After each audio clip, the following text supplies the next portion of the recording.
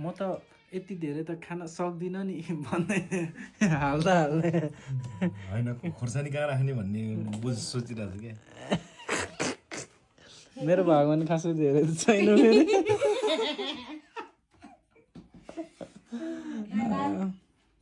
दाल होइन नहाल त्यही राख म बिस्तारै खाली गराएर अब यस्तै छ खासै त्यस्तो खासै केही खाँदिनँ कि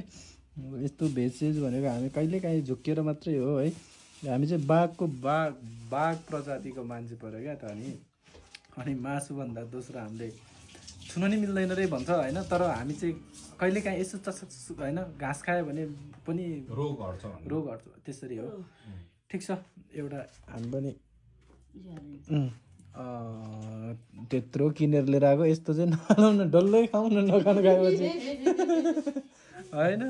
के गर्नु अब फेरि नै फरक छ क्या फेरि खुवाइ नै फरक छ क्या त्यसै त्यत्रो ज्यान बनाएको होइन नि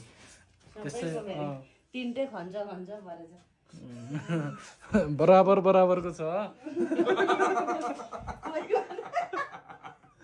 कोही भन्दा कोही कम छैन अब यहाँनिर ल अब यस्तै छ खाइहाल्नुपर्छ ल्याम म पारेर ओके